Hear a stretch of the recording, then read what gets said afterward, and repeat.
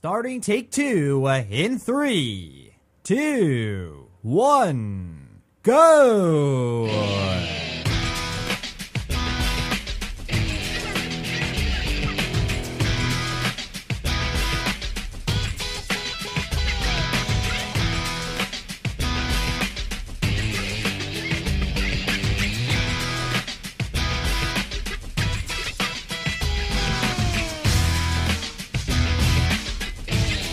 Well, hey there, everybody. How are you? Welcome to Take Two, right here on the Voices on the Net Network. Thank you all for tuning in. Appreciate having you check the program out. For those of you that are new, for those of you that are regulars, regardless, it is appreciated. Ronnie and I have returned for yet another episode of the show. Of course, we're going to have Ronnie make it official in just a moment, of course, after I plug the network. So how are you, Ronnie? How are things over there? I'm doing good. Ready for a show. Great. Me too. We'll get into all of what we're going to be going into in just a moment. But before all of that, if those of you tuned in right now would be so kind as the great listeners, please please go over to www.vonthenet.com. That is right, the Voices on the Net Network's website, where you, the great listeners, will be able to find more information regarding the Voices on the Net Network. Yep. Well, all you need to do is go up to the top of the website where you will see an About link. You click it, and it will take you to a web page that will provide you everything you need to know pertaining to the Voices on the Net Network. A great, great website. For those of you that are new to the program, you don't know much about the network, well, rather than Ronnie or I explaining it to you, well, that web page will be your guide. How's that? You can also check out podcasts of any of the episodes from any of the shows, and they're all available on demand for and at your very own convenience. So quite a bit of content there. There's news, articles, all of that great stuff. All at www.vonthenet.com. So, 2 minutes and 12 seconds in. I believe on episode number 278, we're about 3 minutes and 50 seconds in before we actually started the show. So we're actually ahead of time here. So, Ronnie, would you do the honors as always? You announce the episode number at the beginning of every episode to make it official. So let's not stop that trend right now. Gotcha. We are one knock away from our next mini milestone, which means we are on episode 279. That is correct. Episode 279. One away from the next mini milestone, and they just continue to come. But we're, of course, very happy to be here, as always, and so forth. And like I said, we do have a lot to talk about and so forth. But how are you, Ronnie? How are things over in Nebraska? Nice and hot. Nice and hot. Good. So you had a bit of a cold streak. Coolish. No, I shouldn't say cold. Cool streak. 60-degree temperatures. So now you're back into the hot weather. Yeah. All right. For those who cannot see me, I sweat a lot. You do sweat a lot. But then again, in your studio is very hot when you do the show because you close the window, correct? Yeah, I close the vents, the window, everything. There you go. Similar here, too. I tell you, it gets very hot within a 30, 35-minute period. It gets very hot. It will increase 10, 15 degrees in a 30, 35-minute period without the air on, with the windows closed in studio. So it gets hot. But, again, I say it's all for the great listeners who go through the pain to give you the entertainment and the content, and we're going to continue doing that. So, great, of course, to be here and so forth. But, yeah, I did want to get this out before getting into the first item on the itinerary here. Made a bit of a mistake on episode 278. When we were talking about Joplin, Missouri yesterday, we did the show. For those of you listening to the podcast, you might be like, oh, yesterday it wasn't 278. But yes, on episode number 278 of the show, Ronnie and I talked about Joplin, Missouri. Of course, the death toll rose to 153 people. Very unfortunate to hear of that news. And if you go to www.vonthenet.com, you can check up on the updated death toll. Also, the victims' names are posted on the website, too. I told you I would do that, and I did that. However, I did make a mistake, and I take full blame for that. Mentioned that there were 9,200 people in Joplin, Missouri. There are 50,000, give or take a couple of thousand, in Joplin, Missouri. So want to just get that fact out that there are 50 52,000, maybe about 52,000 people in Joplin, Missouri. But regardless, 153 victims, a lot for 50,000 or 9,200 residents. So I just wanted to get that out. I did receive a couple of emails stating that I was wrong. I take the full blame for that. All right. We move into the first item on the itinerary here, and we're going to be talking about left-handers. Ronnie, are you left-handed or no? No, I'm a righty. You're a righty. I'm a righty, too. I do know quite a few.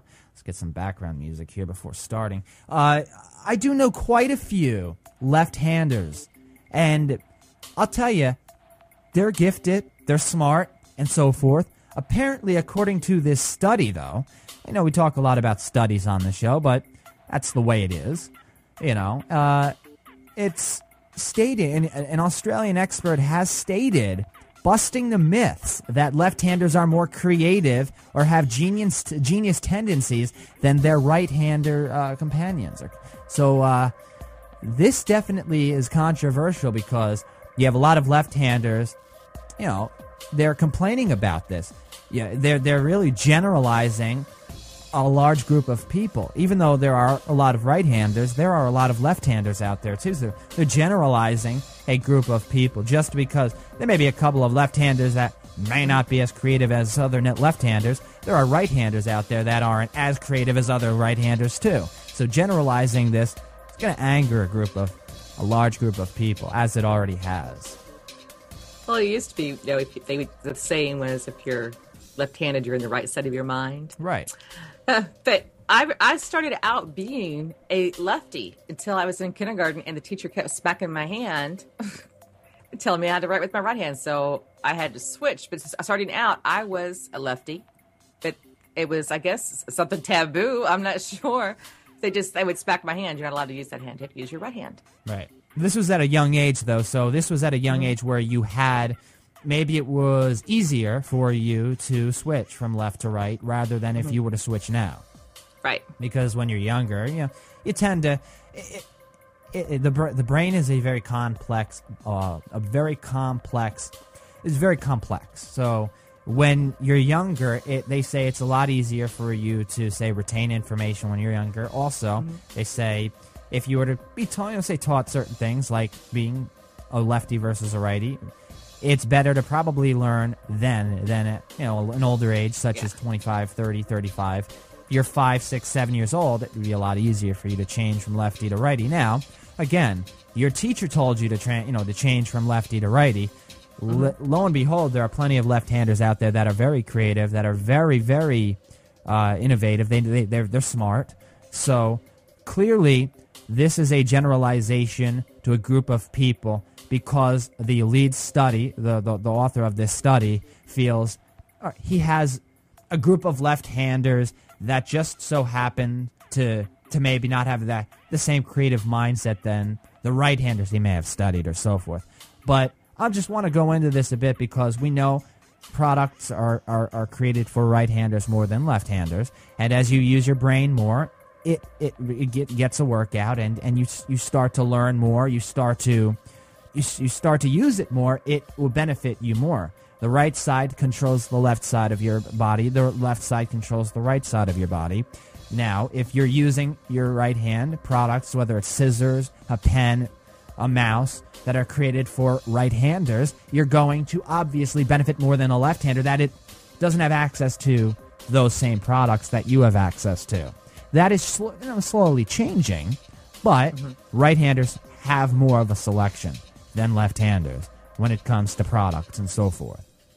Yeah, it's called a labeling process. They kind of label the left-handers as being odd. You're not really... Right. You're different from society. That's a selection process that appears to go on everywhere. But how they are treated, like you stated, with different types of like scissors or anything that they usually use is done via right hand. So I really don't. I'm not sure what the numbers would be if you took the numbers out to find out how many were left-handers in this country versus the right-handers in this country. Oh, there are definitely more right-handers than left-handers. I don't even need a stat for that. Yeah. I know there are more right-handers. But to think that they're smarter than someone that's with the right hand, that's a labeling process. That's a generalization. Yeah. I mean, how can you state that? Well, you know what?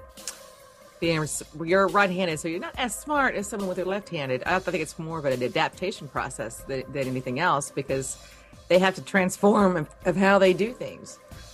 As far as right-handers we don't really have to transform. I mean, I know people that can do both hands. What does that mean? Are they smarter than what?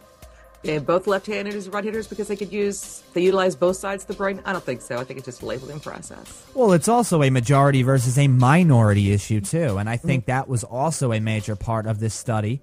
I don't know the immense details that were involved. I'm simply stating an opinion. But I'd have to believe that would be a major part of the study, that the minority, being left-handers, they're at the low end. That they're at the low end of the totem pole.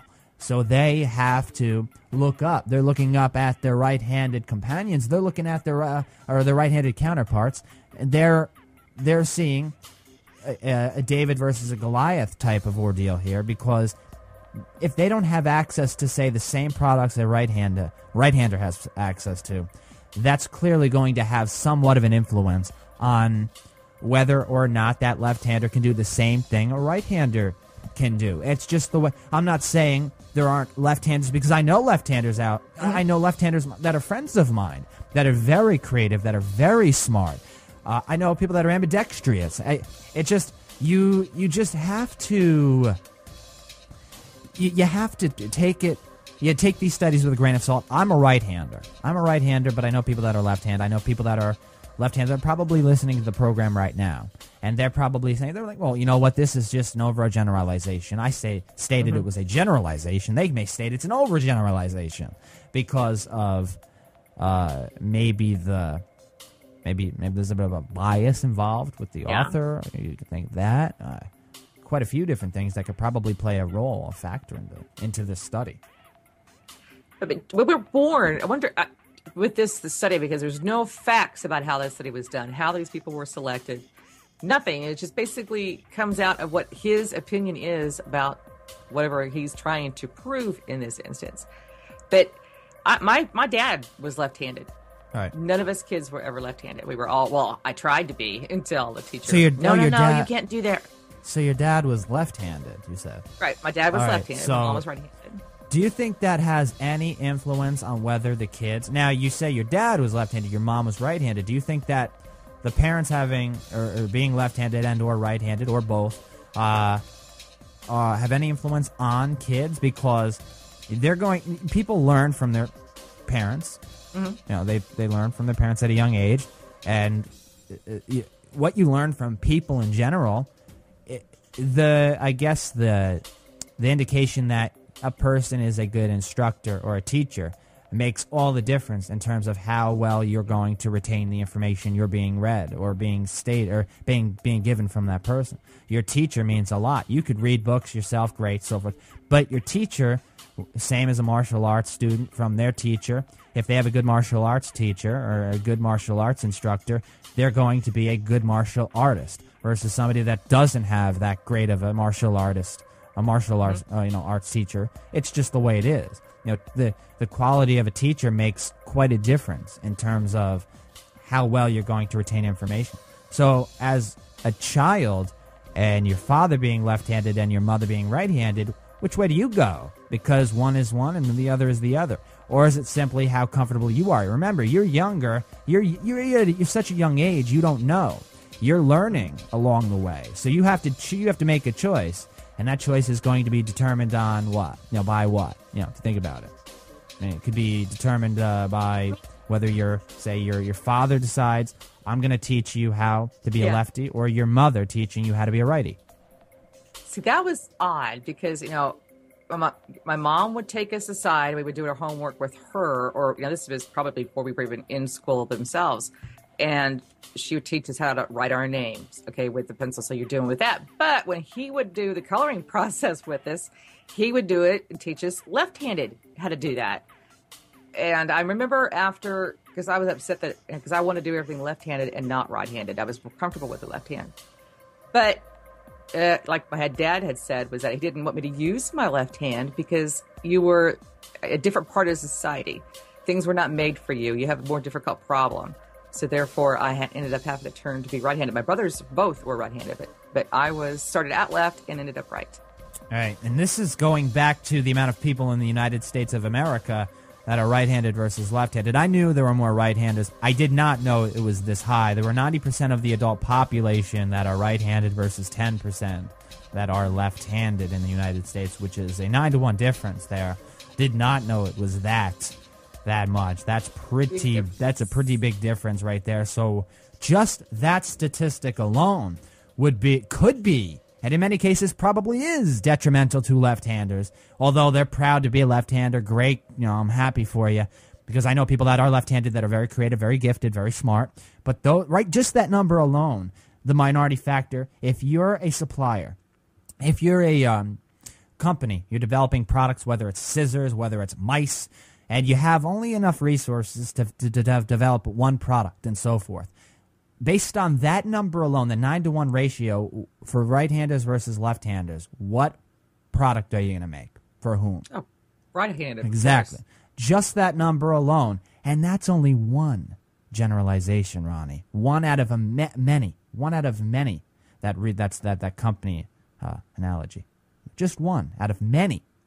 So that number goes along with all of the generalizations out there. Would be detrimental to left-handers, right? Yep, that's a big. I did not realize that was that big. I didn't difference. either. I mean, that's a huge difference. Yeah.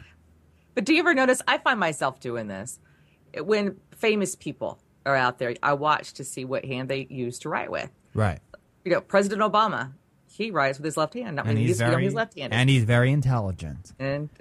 So, but then again, you had Bush. He was right-handed. So I think it just kind of depends on that. But yeah, I do watch people. I'm a people watcher.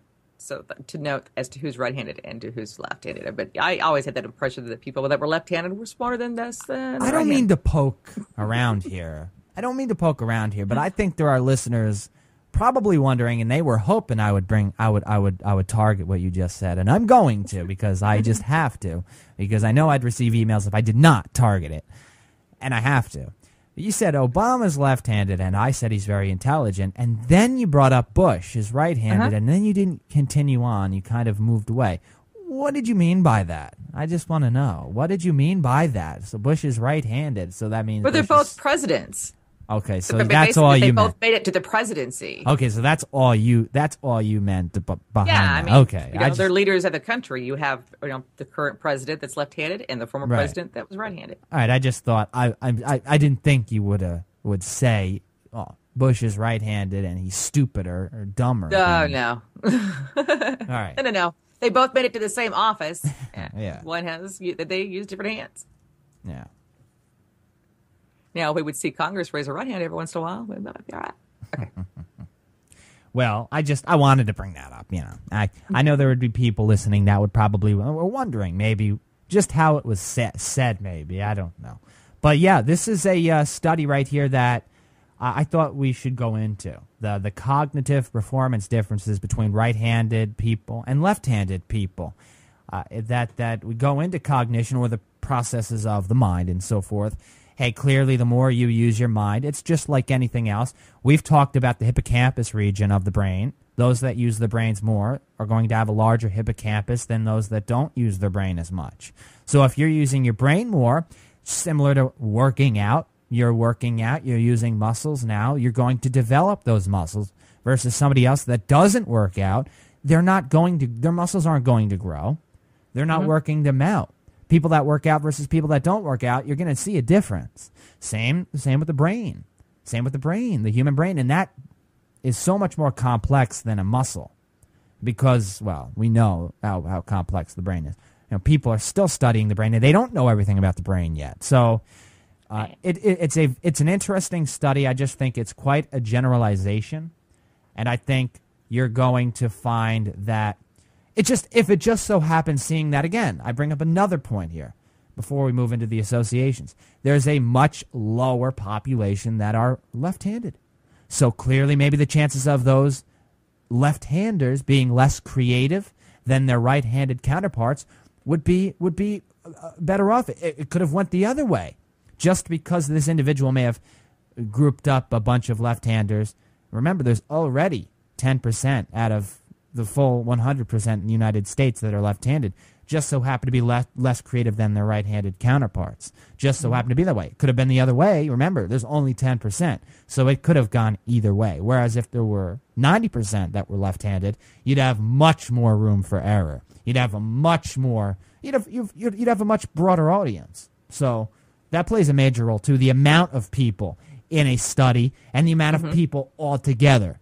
I didn't know it was 9-1. That's a huge difference right there. So clearly, if that happened to be the case, and I'm not making a, don't quote me on it, I'm just saying out of the 10% in the United States that are left-handed, if it just so happens to be that, seeing that there is such a small number there, a small percentage, that happen to be less creative, not as innovative than right-handers, you'll know why. Because it just so happens to be there's a 9-1 ratio. Not saying there aren't any smart people within that group. It just so happens to be, and don't quote me again, just so happens to be that there's a small percentage of people that are left-handed in the United States, and that plays a massive role in determining the differences between the two. It's weighted here. Look at it. It's weighted.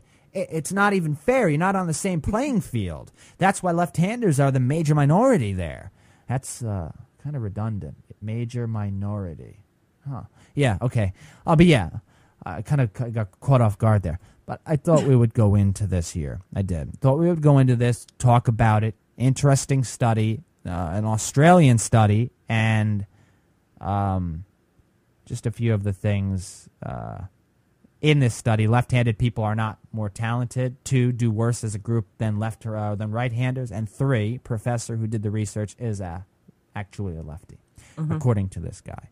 His name is Professor Nichols. All right, we do have to head into the associations. That is right on this 279th episode of Take Two, right here on the Voices on the Net Network. We're going to get into all of that, including Ronnie's stamp of reparation in just a moment. But before we do so, it is time to thank our sponsor. That is right. This portion of the 279th episode of Take Two is brought to you by Audible.com, and we appreciate their support. The Take-Two program, as well as the Voices on the Net Network. Now listen up, ladies and gentlemen, because Ronnie and I have a great deal for you. With over 85,000 audiobooks to choose from. 85,000 and counting. Audible always adding great titles. Always adding great titles to their service. Really the premier service on the net. Nobody even comes close. Yet, at least. As of right now, Audible is the top of the line in terms of audiobooks. A great deal Ronnie and I have for you here, where you don't even have to spend a dime. We'll give you 1 free audiobook and a 14-day, a 2-week free trial to browse the 85,000-plus audiobooks at Audible in order to take advantage of this great offer. 1 free audiobook, a 14-day free trial. All you need to do is go to audibletrial.com/take2 right now. audibletrial.com/take2 to take advantage of this great offer.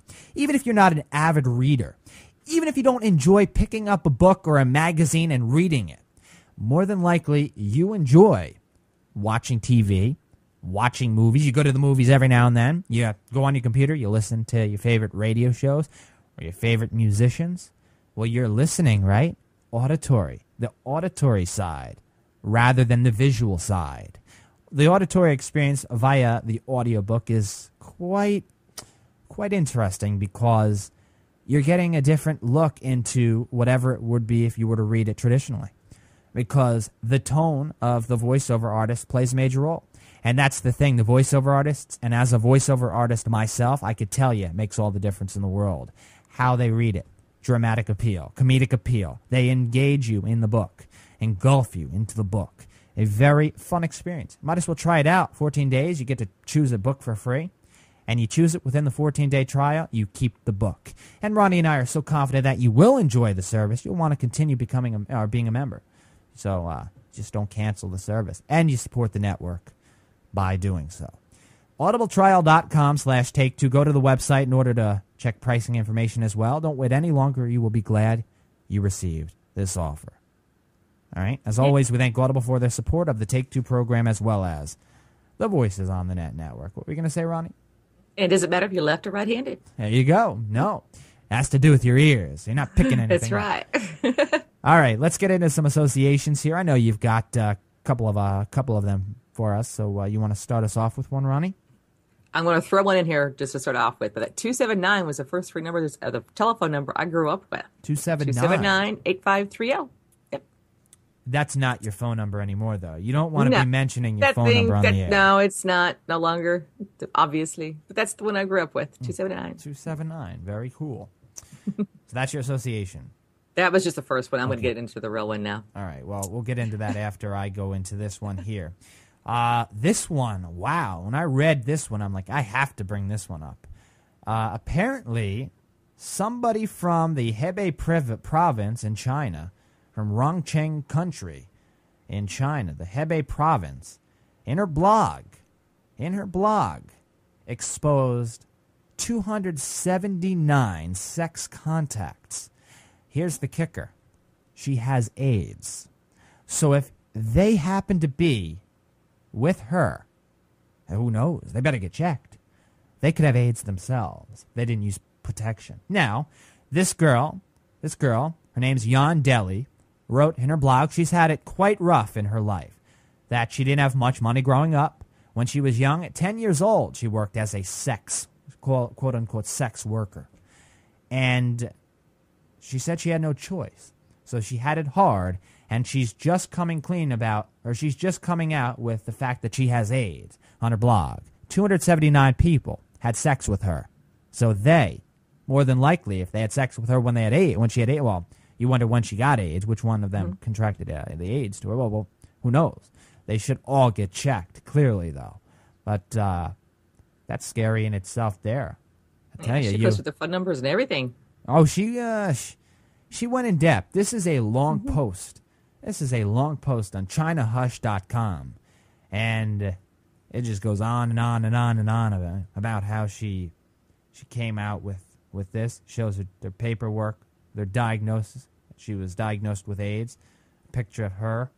And it states here, according to Yandeli, the girl, in order to survive, she was forced to work as a sex worker in a quote-unquote barbershop in Beijing.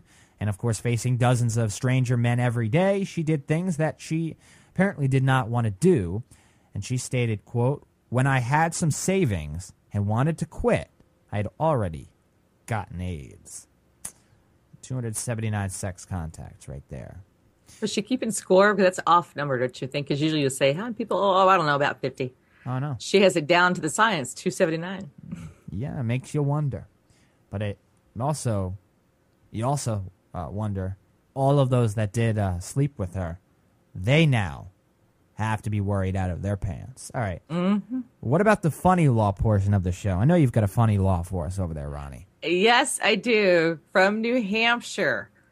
It's section 279, chapter 10, where it states, "You may not tap your feet, nod your head, or in any way keep time to the music in a tavern, a restaurant, or a cafe." So you can't dance pretty much anywhere that places would play music. Yeah. Right. So there's no cheer dancing, no lap dancing. There's no tapping your feet, nothing. No air drums, nothing. No. I want to know where these laws come from. I seriously want to know where they come from, who makes them up. I don't understand. You talk about freedom to do certain things, and well, if we were to compile, and who knows, maybe one time I'll compile each and every one of the funny law segments, and you see just how crazy many of them are. It makes you wonder. I know. Fairly, they have a lot of problem with different types of things. How many times is it that you're not allowed to have this? Walk an elephant down the road. Did they really have a serious problem with that? Right. They had to make a law for that? Exactly. Crazy. That's too much control. Either it's in their bedroom, now you can't even control your body functions. Pretty nuts. Pretty nuts. It is. Well, seeing that we're approaching graduation time for many schools, I'd like to wish a congratulations to Tab High School in Williamsburg, Virginia. 279 graduates will end their high school careers in Williamsburg, Virginia. This is Williamsburg Yorktown Daily website at wydaily.com. You can check out the list of all of the graduates. Class of 2011, Tab High School, 279 high school graduates will be getting their diploma. Congratulations to each and every one of all of you. Quite a few Kick people your there. ass. All right, let's head into Ronnie's stamp of reparation. What do you got for us, Ronnie, for this 279th episode of the show? I was on the fence on this one, but you know what? I'm not anymore. Delaware Valley School, as most public schools that I know that are out there, are testing students for drugs before they do any extracurricular activities, so that if they're playing football, they have to take a drug test. If they're going to take, let's just say, for instance, in this case, a scrapbooking club, you'll have to go in and undergo a urine test for drugs. Is this supposed to be wrong? This belongs to a 12-year-old girl who it will be, her freshman year in high school. In order to join this club, she has to, of course, obtain to a drug test. I think, because of the schools have themselves, as well as the United States Supreme Court, you can't single out individuals. Regardless if you're saying that you're only going to do this to football players, but you're not going to do the same test for basketball players. Schools can't do that. They have to put it across the board or none at all. But my experience is when you find a sign in front of a school that states drug-free zone, that's your ticket that you know where you can get drugs. They're very, very heavy in schools. You can go in there at any point, anytime, from anybody and ask, and someone's going to know of someone that either has it, doing it, or that has possession of it on school grounds. This is a public school. Right. If they want to go ahead and test for this, I don't see a problem, whether or not it's 12 years old, even if it's a cooking class. If this is what you're going to do, this is what you've chosen to do, then I don't see a problem with succumbing to a urine test. They're not testing for your DNA. They're not finding out whether or not you have some funky disease. They're making sure that you are drug-free and are going to be on this campus on this activity, which presents the safety not only for the school, the insurance, the public, parents. You can't put the school in charge of somebody, in charge of a student, and not make sure that everybody is conforming to the rules. I don't think there's anything wrong with this, but the ACLU, oh yes, seriously think that this is a violation of civil rights. If that was the case, then you would think then that you and I, if we were employed out in the mainstream, then we would have to succumb to a drug test. But it's mandatory before you get hired anywhere. What's the first thing that you have to do? Because of the insurance purposes, oh my gosh, a drug test. And it's done for everybody. You're not singled out. Everybody that's going to be hired is going to have a drug test. If there's an accident on the job, you're going to have a drug test. If they're going to do a scan and just to say, okay, today 10 more people are going to be tested for drugs, just out of random, that is not a civil rights violation. But the ACLU seems to think it does. Maybe they should focus more on why these kids are using drugs rather than singling them out and saying, we don't want to test them for drugs because we really don't want to know. You know what? The parents have also a responsibility in this. I don't see why the parents of the 12-year-old girl are so upset, because it's not a right to have to take this class. It is a choice if she wants to take this class. And to get into the class, she has to take the test. They take it to court and are finding it as we speak because they don't believe that she should have to succumb to a drug test. You know, it's so unfortunate what our society has come to be. Now that schools, public schools, I'm talking about elementary schools and middle schools, now offering drug tests in order to join a class. It's just ridiculous to hear this. I go back to when I was in elementary school. It just, and that wasn't even too long ago, where we've come right now because of the ease, how easy it is for kids, and I know it's unfortunate, for kids to have access to their parents' pill bottles and so forth, and you never know who's selling drugs in school. We've talked about stories where even 12-year-olds are selling heroin in school, and it's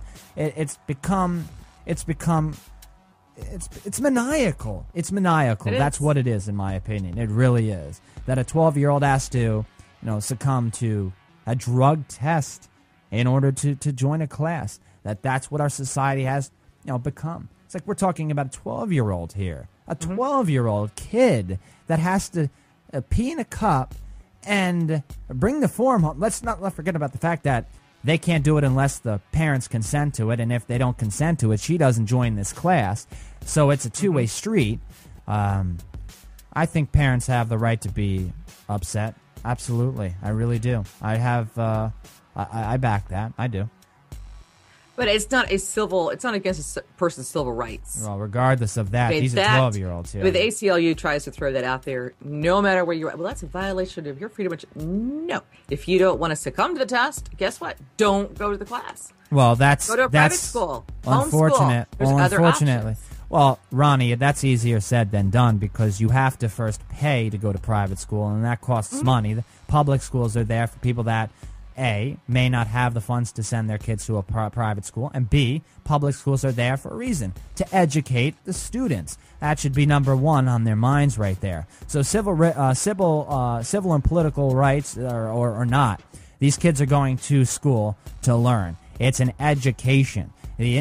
Protecting individual freedom in this country.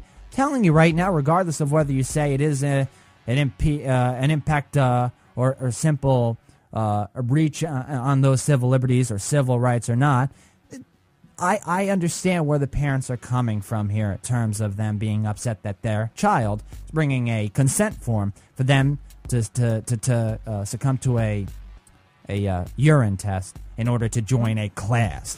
It just kind of catches me off guard right here, but that's just, of course, my opinion, and we are all, of course, entitled to our own. We do have to head to the break on this 279th episode of Take Two right here on the Voices on the Net Network, but before we head to the break, what Ronnie and I are going to be going into during the second segment, what will the web look like in 20 years, the near future?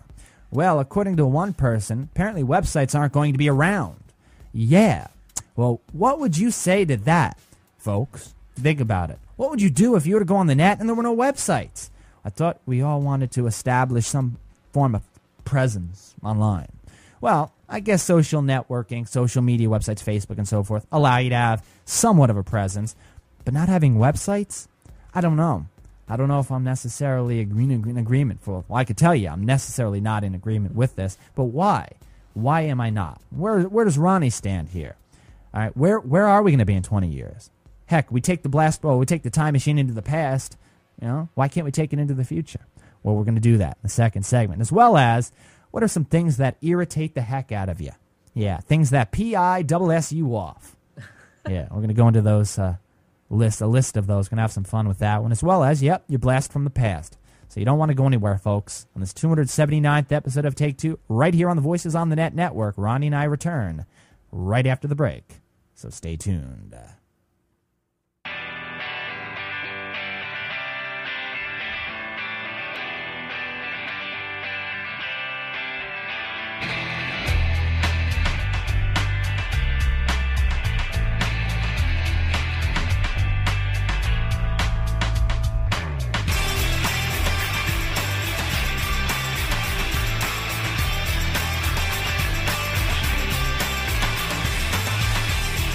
Yeah, ready, folks? Welcome back to episode number 279. That is right.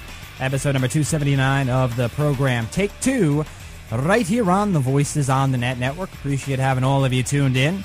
We got a great second segment for all of you, Ronnie and I. We really do. And we're going to get into all of the things we're going to be talking about. That's right. What will the web look like in 20 years? We're going to the near future here. Will the website be going away, extinct, kaput? Bye-bye? Well, we're going to talk about that as well as some things that irritate Ronnie and I immensely. Things that piss us off. We're going to get into quite a bit, including your blast from the past. So don't go anywhere. But before we get into the first item on the itinerary, if all of you tuned in right now would be so kind, please visit www.vonthenet.com. That is right, the Voices on the Net Network's website, where you, the great listeners, will be able to find more information pertaining to the Voices on the Net Network. Yeah, that's right. All you need to do is go up to the top of the website where you will see the About link. You click it, and it will take you to a web page that will provide you everything you need to know regarding the Voices on the Net Network. And in thorough detail, a great page for those of you that are new to the network, you don't know much about it. I highly recommend you check that out as your guide, rather than, of course, us explaining it to you. You could also check out podcasts of any of the episodes from any of the shows, and they're all available there, right at the website, right there, for your convenience, at your convenience, all on demand.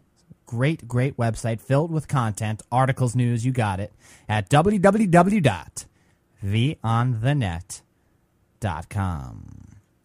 Hey, Ronnie, welcome back to the show. How was your break? Thank you.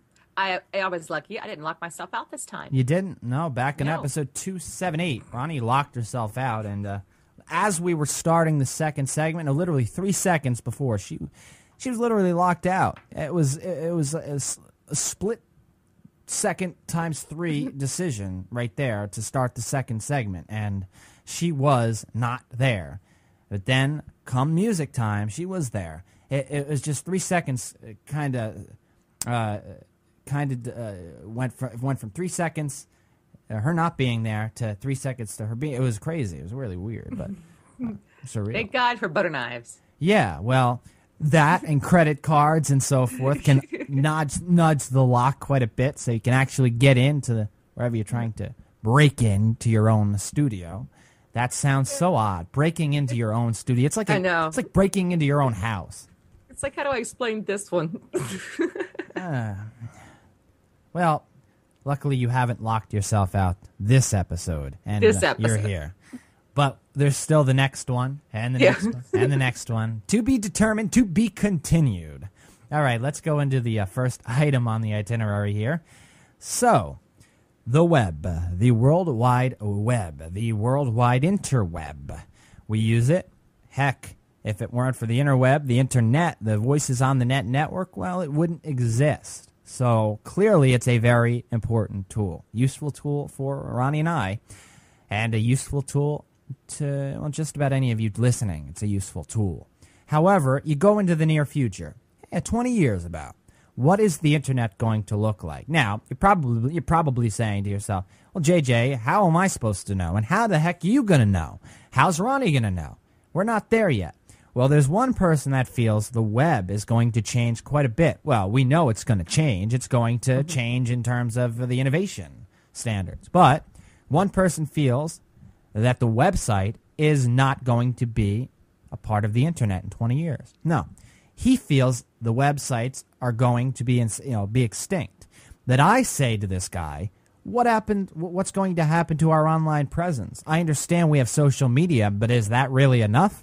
If you think about it, I mean, you have websites out there where people go to these sources to get information. So you're going to base it off of social media and apps. So in other words, MSNBC has an app associated with them. CNN has an app associated with them. Well, what about the social media services you use, such as Twitter, Facebook? Those people, they're sending you to a link to a what? A website. So that just confuses me a bit here as to what this guy actually means, where websites are not going to be a part of the web in 20 years. I want to hear what you have to say here, because I'm not saying you're not tech savvy, but you're maybe not as tech savvy as me. Mm-hmm. So getting it from somebody that may be on the other side a bit, that you just simply type in the link, you're at the website, and that's it. Rather than me, I look at the back end of the tech side a bit more than you do. So getting your opinion on this, where do you stand here? How do you feel about this guy's assumption? I think his assumption's wrong. We might change the way we access the internet, but we're not. I don't believe that the websites are going to be a thing of the past. Look how many businesses utilize it, and look how many department stores right now are closing their stores because they're making more money online versus what they're making inside of their own business. This is where you go. I mean, you've got Google, you've got the YouTube, you've got to go to these places. What do you have to have? You have to have a web address to put in there. I just do not see that part of it ever leaving. Because look, remember they were talking about how they're going to run out of IP addresses to put on anything, even the website addresses. So I do not see this as a thing of the past. Maybe accessibility is going to be different. Websites, how can they? I don't see how that's going to be gone in 20 years. I mean, if you look back at the beginning when the internet came out there, what do you have? It hasn't changed as far as websites are concerned.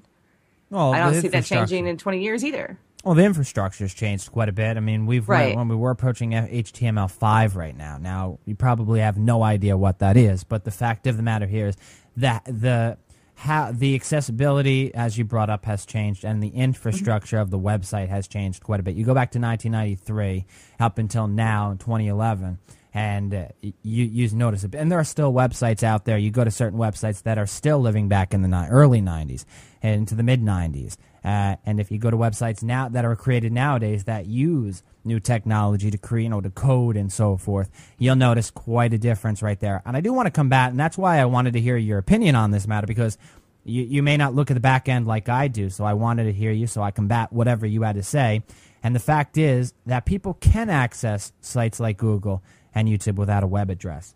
You don't need a web address necessarily in order to access websites, any website for that matter. That's what apps are for, and that's what this guy is trying to say, that apps are going to be the future, that social media is going to be the future, that you're going to access, in other words, an iPod Touch, an iPad, an iPhone, an Android device, smartphones, in other words, mobile computing, allow you to, and even on your actual computer, there are applications and so forth, but I think more along the lines of smartphones, because many of them are based off of applications that run certain news sources. There's a news for MSNBC, or an app for MSNBC, an app for USA Today, an app for your local news coverage, an app for your weather station, an app for this, an app for that, and they play the part of the website. Now, that's where we have to define the difference between the ease of use, accessibility. What's easier, going to an app or simply typing a web address and accessing that web page? And that's where I think the future's going to hold in terms of where we're going to be, because this guy feels, all right, we have the social media sites out there. Social media is clearly going to play a major role 20 years from now. However, you look at social media, people are going to be say, recommending you visit this website, or visit this link and so forth. I think that in terms of ease of use is better off, and we don't need to necessarily change what has already worked since 1993. Now, in 20 years, the websites out there are going to look noticeably. Many of them are going to look noticeably different. The technology is going to improve. We're going to advance, and who knows how the website's going to flourish in 20 years. But I don't think necessarily the website's going to go anywhere. It's similar to anything else out there that may have taken a backseat to other roles, other advancements. Books, in other words, traditional books took a backseat to, say, electronic books in certain cases. You go to so many other ways. The pen took a backseat to emails. Pen pals and writing letters to people. The email took that over. Yet pens are still prevalent. People still write with their pens. People still write letters. So there are different factors. However, I don't think websites are going to take that same route. I think you're still going to see websites, but you're still going to see applications. You're still going to have all of that implemented into one. I think websites are going to incorporate, as they do now, widgets and applications that only make searching for information easier and more accessible for people that are visiting these websites. But I think the concept of the www.google.com and the www.vonthenet.com is very easy, because you don't necessarily have to type in a web address in order to get to a service or a site. That's what we have search engines for. You simply type in a keyword, it's going to take you to a website. I think we've reached a point where it's only going to advance in terms of the infrastructure we have right now, not necessarily change the landscape.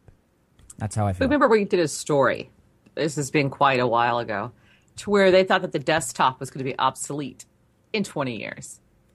So if you think about when you're mentioning the iPhones and the other options that we have via the apps of gaining access to the internet, getting access to what we want, or we can pick and choose what we want to watch, what we want to view. Right. So this some of what he states kind of supports that fact that the desktop will be, I wouldn't say obsolete, but it's going to be less defining maybe in the techno world out there. I just do not think that the websites are going to be a thing of the past, though. I mean, we haven't done anything different. I mean, remember when we first signed on, we used to be, you got mail. Look how much that has changed itself. Now you can do video conferencing online. Different things have changed, have adapted.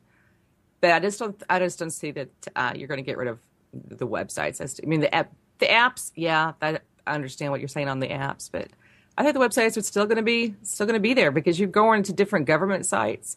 You're looking at our classes. I mean, how do we know in 20 years all of your classes are going to be online? You never know that aspect, because it looks like it's starting to turn that direction. So that's, I don't know, interesting to find out. I guess we will find out in 20 years in the time capsule. Well, yeah, it just, because you go back to 1993 and the very first website was I believe CERN was the very first website, the European Organization for Nuclear Research, the birthplace of the World Wide Web right there, when it utilized simple basic HTML. Now you use CSS, and then there's, of course, JavaScript and Flash, and then HTML5 and so forth, that people are only going to utilize the new tools in terms of, if you're a programmer, you know exactly what I'm talking about. But you talk about how the web has advanced over the last 10 years, how different websites look and so forth, and how many people negate some of the tools that make a website look very pretty and glossy and glitzy and so forth, and they maybe go back a couple of years, but still utilize the technology, the programming they have available to them now. Is not everything is all it's shaped up to be. If you're a programmer, you know that utilizing Flash on a website can actually be bad for you because search engines won't be able to find you as well. Now, HTML5 is quickly going to change that factor, whereas may be able to take over what Flash used to do. In order to create a website based off of HTML5, you make a very nice website, very glitzy, very glossy. The glamour's there, and search engines will be able to find you. Now, this is the other part of the factor, and Ronnie's probably trying to compute all of the things that I'm saying right here. So, if you talk about how the website has changed, how the internet has changed, many people, if you go back 5, 6, 7 years ago, would and you still do this, but people would link to your web page, you would link to somebody else's web page, and a search engine such as Google would rank your page. They still do. However, the infrastructure has changed, whereas it's more along the lines of who you know. In other words, Twitter. You're going to promote your website on Twitter, and people are going to click your website. Well, Google is not going to rank your page based on the amount of people that click your website. Google is going to continue to rank your page based on the amount of links that are linked to your web page and vice versa. You're still going to see that. However, that's changed because I think many more people are focusing on the latter, and that's people that are on Twitter, people they know, people that are clicking onto their link, plugs and so forth, rather than links. And that's just the development and the advancement of the internet right there. That's that. That's just how that is. And I'm not saying that's necessarily a bad thing. I'm just saying in 20 years, we don't know where that's going to be. The social media aspect clearly is going to be around, so clearly it's going to be a part of it.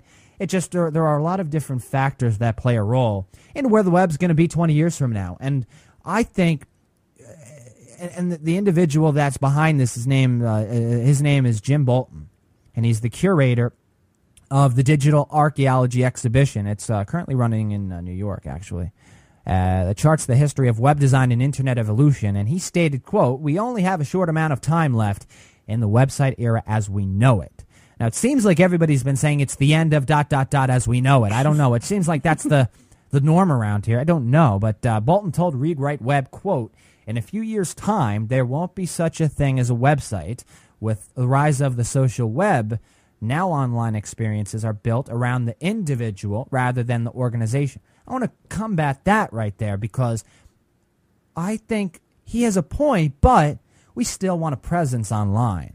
While it may be developed around the individual, okay, so you create a website that's based around the individual, you still have a presence online. How many people register their name.com and they create a blog around them? Wouldn't that be creating it around the individual? Now, social media does the same thing, but I don't see why, whereas it started with that in the first place, then transitioned over to social media, I don't see why we can't have both, whereas you can't connect social media with websites, whereas it's been the case for the last few years. It's been very popular. You go to Twitter to find information out. You follow people that interest you. Those followers post links. You click those links. You research information. You retain that information, and that's how it goes. I don't see why that has to change, and I don't think that's going to change too much. Only it's going to advance. The infrastructure is going to advance, become more flourished. I think. I don't think it's going to change. I don't think it's going to be as dramatic as he's thinking that it's going to be. I just don't. I mean, I understand what you're saying about around the individual. That's we do that right now. Right. Determine on what our likes and our dislikes are. We do that already. But to say that we're going to get rid of all the websites are going to be gone, it's going to be a thing of the past. I don't think it's going to be as severe as what he's thinking, but I think maybe he's more into that. We are a more portable generation than what we were before. More portable, we absolutely to are. Where we are. Before that, if you go back 20 years from now, or if you don't in the past, everything had to be done in one specific location. Right. So there was no portability of the internet, and I wonder. It makes you kind of wonder that those at that time before it became portable. Would they have believed the same thing that we are expected to believe right now? That hey, in 20 years you'll be able to take your internet with you. It'll be portable wherever you go. Right. That's the thing, though. Kind of the same thing. Well, we are a very portable society. Mm-hmm. Many people depend on their portable devices to access the internet on the road, and I think that's going to be a road we're going to continue to see advance and flourish itself. And that's why that's why I do back what this guy has to say in terms of where apps may go and social media may go, because absolutely I think apps are going to be a major part of the internet 20 years from now. I think he's right on with that, and I think mobile computing is going to be immensely different too. I think you're going to see quite a change, even though it's changed over the last 5 years. I think you're going to continue to see a change. And 5 years from now, you're going to see a change. And 10 years from now, you're going to see a change. And in 20 years, you're going to see a change from now. And now we talk about diminishing returns. How more advanced can we get? Where is there a limit? What's the plateau? How far can we go in technology? Now you wonder. It's similar to gaming graphics. How far can they go with gaming graphics? One will argue that you could always improve the graphics of a video game, but you look at some of them right now, they look just like a movie. But you argue that, yeah, they can improve little pieces of it. How far can technology go? How far can the web and how far can the computer and how far can this and that go? Where's the plateau? Where's that limit? And that's the great thing about the World Wide Web. That's the great thing about technology, and that's where Moore's Law comes into play, or in other words, describing the long-term trend of the history of computing. Where does it end? Where did it start? And you notice over a period of 2 years, a couple of year period as you advance, that this trend is just going to continue. If you look all the way back 10 years ago, has it been consistent? If it has been consistent, well, the next 10 years have to be consistent as well. But where's the plateau? Where's the limit? So I think that plays a major role. It really does. I really do. And it really depends on, again, we're curators ourselves. We create content. We publish that content. People read that content. And then those readers create their own content, and their readers read their content. And it's just a network of people that are simply connecting amongst one another, creating content. And I think that's of utter importance when you're focusing on where the internet's going to go, because the people are what make the internet work. The people. And it's just the ease of use, the accessibility of the web, the website. I think it's just too it's too confined. It's too developed to go anywhere. I could see if there were, again, you talk about security too. Security is going to advance 20 years from now for a web. You're going to maybe see less DDoS attacks. I don't think you're going to see the website go the route of extinction. I don't. I think you're going to see apps and social media and the websites all converging together. And that's how I look at it. And I'd like it to be that way. Again, we don't know what it's going to be like. We could make predictions and so forth, and people have theories, but you can only do so much with that because we don't know. We can't go 20 years into the future. So we'll see what happens with that. And I do understand what this guy is saying, the technical standpoint. I absolutely understand what he is saying. But I just think, maybe a couple of his statements were a bit harsh, a bit severe, where he was going with the websites becoming extinct. So we'll find out. We do have to Move on to the next item on the itinerary on this 279th episode of Take Two right here on the Voices on the Net network. But before we do so, it is time to thank our sponsor. That is right, this portion of the 279th episode of Take Two is brought to you by Audible.com. And we thank Audible for their generous support of the Take Two program as well as the Voices on the Net network. And listen up, folks, because Ronnie and I have an awesome deal for you, an awesome offer. You're going to want to stay tuned, and you don't even have to spend a dime, a single cent. Well, we'll give you one free audiobook and a 14-day free trial to Audible.com, which holds over 85,000 audiobooks and counting, always adding great audiobooks to their service, the premier service on the web. Well, we're going to give you that free book and that 2-week free trial to browse the 85,000 audiobooks and counting. All you need to do to take advantage of this great offer is go to audibletrial.com/take2. That is right, audibletrial.com/take2. You'll be glad you did. Even if you're not an avid reader, Ronnie and I are pretty confident that you will enjoy this service because more than likely you're an avid TV watcher, avid movie watcher.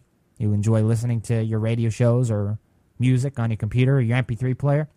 Well, that's exactly what Audible is all about, the audiobook, the auditory experience. Rather than the visual experience that you would get from a traditional book or a traditional magazine or a website. Well, in terms of Audible, the auditory experience allows you to take a load off, listen to your book rather than read it. You could relax, you could lay down and listen at the same time. Don't think of it as you being lazy.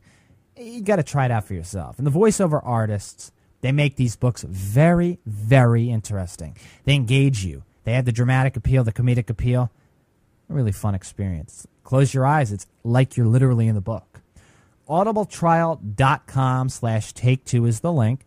You get a free audiobook and a 14-day free trial to the service. Check it out.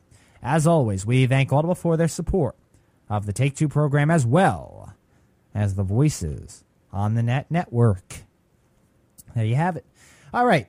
What do you say, Ronnie? We get into the next item on the itinerary. We'll have some fun with this one right here. Things that irritate the heck out of you. And I could tell you right now, there are certain things in life that make you want to pull your hair out, that make you want to ram your car into a pole, or, you make you want to, like, bang your knee on the post or something like that.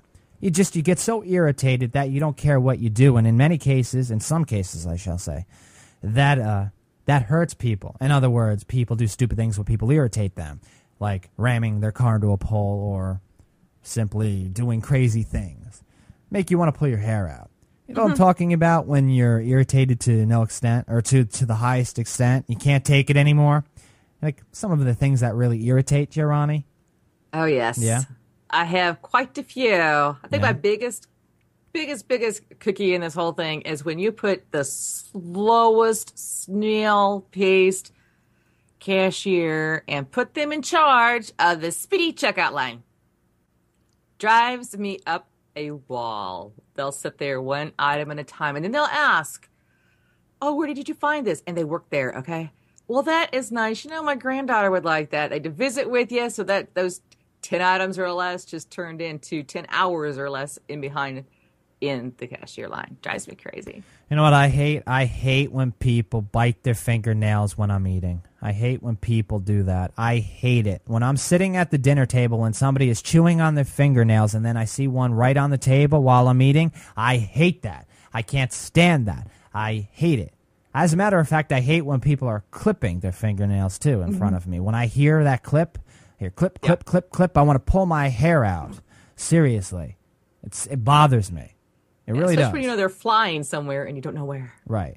What about another one? If you have ever had a brand new item in a bag, it's in the shopping bag, tag is still on it, you bring it out to show somebody and they ask you a stupid question like, "Did you buy that?" "No, I stole it." That's ridiculous. Don't ask me that question. Well, it's just like people that ask you how are you? How many times are you asked that question a day? It's like you were just asked by one person how you are, and another person asks you, "Well, no, it didn't. No, nothing's changed over the last 5 minutes, buddy. Nope." Even though that person's new, it just must get on certain people's nerves. And I actually talked to somebody that had that problem. That like people asked this individual that I know simply said, asked, how are you? He was asked, how are you? I think he said, in an hour period, I think he was asked 25 times from different people. And it's like, in an hour period, how many changes are you going to go through in an hour period? It's a surreal experience. You're wondering, you're like, wow. Even though there are different people asking me and they didn't hear what the other person heard necessarily, it's just I'm the one telling them the same thing over and over again. It's like nothing has changed, nothing drastic. It's just an easy way to say, hi, how are you? People are just used to that.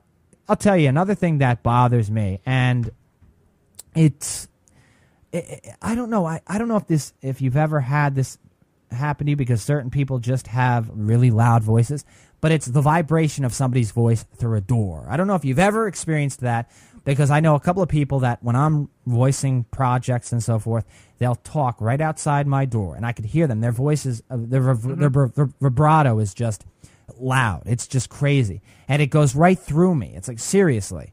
It goes right through me, the vibrato. Have you ever experienced that before, where people are talking right outside your door, and it's like you just want to tell them to shut the hell up? I know. He was like, listen, I already told you guys I was live, and they had to carry on. Oh, I forgot. Oops. Right. I didn't know it carried that far. But it's like their voice is just louder than it should be. You could handle it if you were to talk to them face to face, but if you're in the other room, the vibration of their voice carries. It's weird, I know, but it bothers me. I just want to pull my hair out. What about another one? When someone is at the going through the drive-through to get something to eat, that's what they order their food, but the first questions comes out of their mouth. I have a few friends that do this, and it just like, stop doing that, because if I was behind the speaker, I would tell them absolutely not. But they'll ask, the first thing that they'll say is, yeah, can I have da-da-da-da-da-da-da-da? And I want to so bad say, no, you may not have that. Why are you asking me? You pulled up to get the darn food, and you're asking me, can I have this? Nope, sure can't. Yeah. It's just some of these things that just irritate the heck, out of you. And some of them seem so simple. Some of them seem so simple, but the simple things are the ones that happen to irritate you more than some of the more dramatic things. It's crazy, I know. For instance, I hate when somebody doesn't answer a question of mine. It's like, I've asked you a question, you either don't know the answer or you don't speak up, but you stay silent. It's annoying. If you don't know the answer, simply say, I don't know. I don't know. But I hate that. And I could name quite a few people that do that, but I'm not going to. But it bugs the heck out of me when people don't answer my question. It's like, well, if you don't know, just say, I don't know. That's all I want. Yep. The biggest pet peeve of mine is when you lose something and some idiot comes along and states this. You're already frustrated because you've already turned the house upside down. But where was the last place you had it? When somebody loses all right, something. Nuttard, if I knew where the last place I had it, I'd had it already. So when people lose things, that bothers you, you said? When I lose something, when you lose someone something. has the nerve to say, so where was the last place that you were at? It was the last gotcha. place you had it. Gotcha. Makes sense. That's when you want to strangle somebody. Yeah. Yeah, just some of the few things that that annoy you. And it's just, I don't know. I've noticed, and I guess it's just certain things, even over the last 3 weeks, that bug the heck out of me. People that go like this, they're like with their teeth. I can't stand that. They're trying to get things out of their teeth. Sucking on their teeth? Well, they get things stuck in their teeth and they're trying to suck it out. Yeah, it bugs the heck out of me. I like when I pull my hair out, I want to ram a car into a pole. I'm not going to do it. But when people do that, that bugs me. They're like, it's like, come on now. Seriously. Go into the bathroom and go floss your teeth or something like that. Stop already. Yep. Or you're in the bathroom. Are you done using that now? Right. Well, no. I'm standing here waiting for another disaster preparedness moment. So just give me a break. Yeah. I'll tell you, just some of the things. And I remember I brought this up on the show. I host a session with JJ where I was talking to David Bickel, a creepyologist, talking about some creepy things. And I brought up, that bugs me so much, you're walking towards somebody and you notice they have a booger right on the edge of their nose. and they know it's there probably because they feel it, but they don't want to be embarrassed and touch it or move it or touch or take it away because they know somebody else is there. But you're looking at it, you're like, well, just get rid of it already. And it's like, seriously, it's right there staring you right in your face like a pimple that's staring you right in the face, and you just want to pop it. I remember bringing that up, and it's... And the thing is, if you're the person, you're the actual person, you could feel it there. You can. It's right there. It's like right at the edge of your nose, and you just want to like pull it out, but you don't want anybody to see you clearly. You would be embarrassed, I would think. Yeah, just a tad. Just a tad, right? I think it was the biggest beef. If you ever go shopping or you're out in public, I don't care where it is. I saw this in Vegas that people, their clothes are not wearing them. They have a big body, and they'll put on the smallest piece of equipment as far as material wise that does not fit the figure. So when you're pushing all that into one thing, the stuff comes out somewhere, and it's usually out the sides and down your knees. Drives me nuts. If you're a certain body size, okay, bikinis are not probably something you want to put your body into. It's not going to fit because, you really can't see the strings at the first place doing that. There's a lady at the airport that had the spandex pants on. Right. She was probably I'm going to be guessing, maybe 375. Yeah. Hot pink. Hot pink. Tight as you can possibly get them. Only thing is when you put it in there, it's like a folding of a root beer float. Everything comes out the top. It comes out the side. Drives me nuts. Wow. I tell you, I just figured we'd go. There was actually an article that, we saw this I saw this article and figured, some of the things that irritate us and so forth. Just thought we'd have some fun with this here, just to kill some time because before heading into the blast from the past, that we'd go into some of the things that PISS off. Let's go into. I want to bring up a couple of the ones on this list here that originally this is the inspiration for what we talked about just before or just now. 10 things that irritate this individual.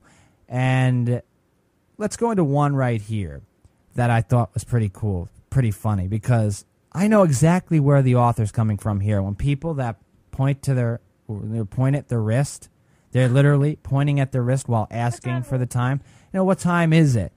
I know where my watch is, and I think you know where your watch is. We know where we keep our watches. We put our watches on our wrists. No, we put them on our ankles. It's like, seriously, you don't need to point at your just ask what time it is, and I'll gracefully tell you what time it is if I have a watch. Let me pull up my sundial. Right. It's like, seriously, you're going to point. It's like, okay, so you have to, so I can't hear you, in other words, so you have to point sign language, right? I understand Double where whammy. it's coming from. Another one here that I want to bring up. Let's see. This one is kind of similar to the one you brought up before. When people say while watching a movie, did you see that? The person answers, no, I didn't see that. I paid $7.50 to come to a theater and stare at the ceiling. Well, obviously you're at the theater for a reason, right? Clearly. That's right. So you pay to get into the movie, you watch the movie. No, you're going to just go in.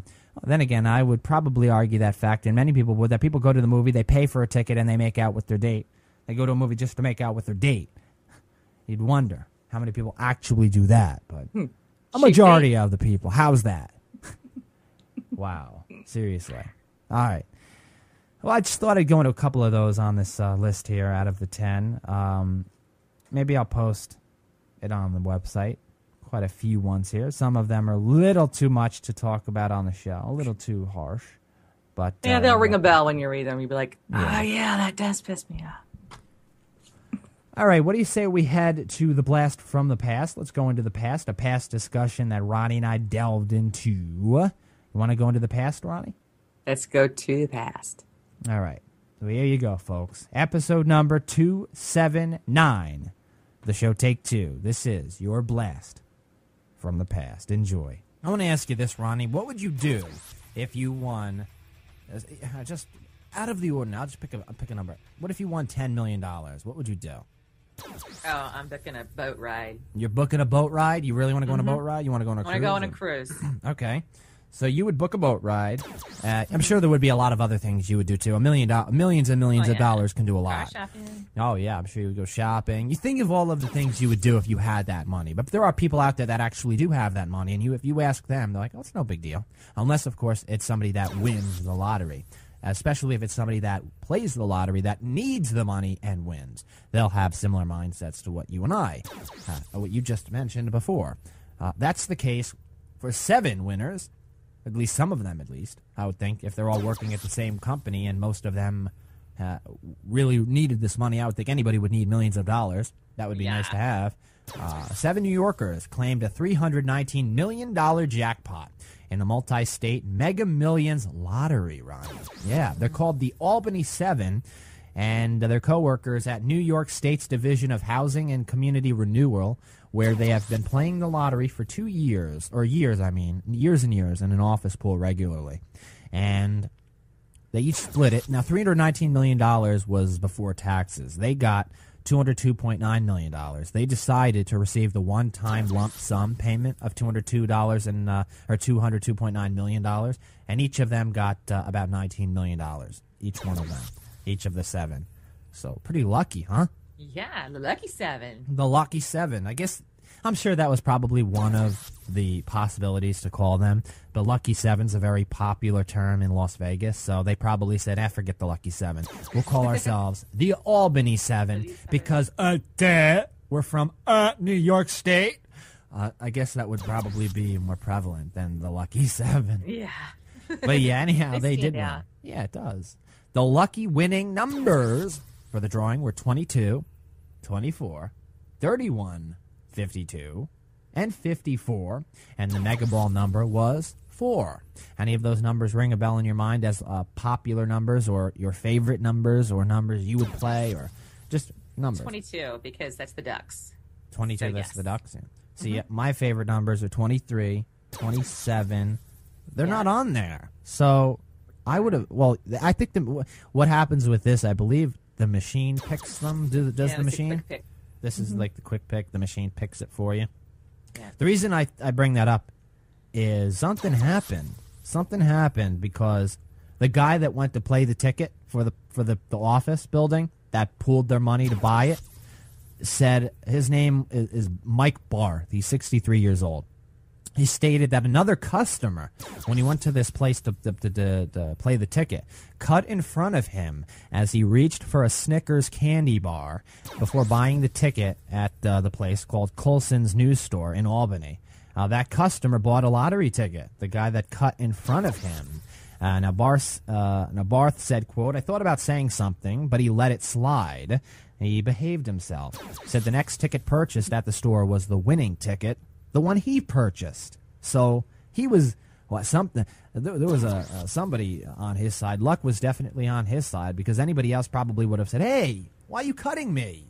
I'm here." Down for a chocolate fix. And he played the lottery too, Ronnie. So ha ha ha ha ha.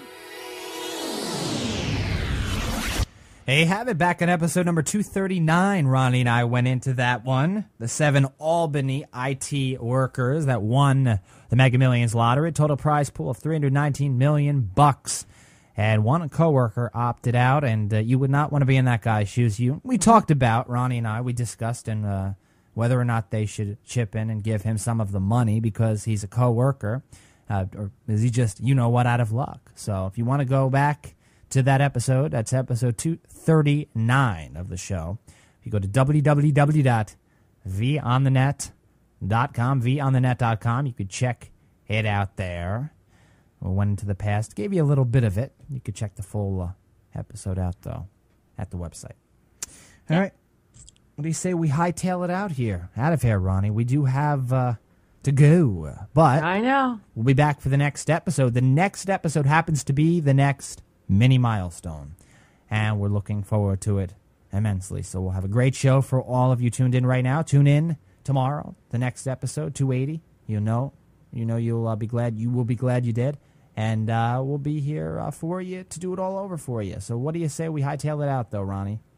Okay, right. I'm ready. All right, folks. Until next time, we sadly have to say so long. Much love to you all. Bye-bye, ladies and gentlemen. Take care, everyone. Bye-bye.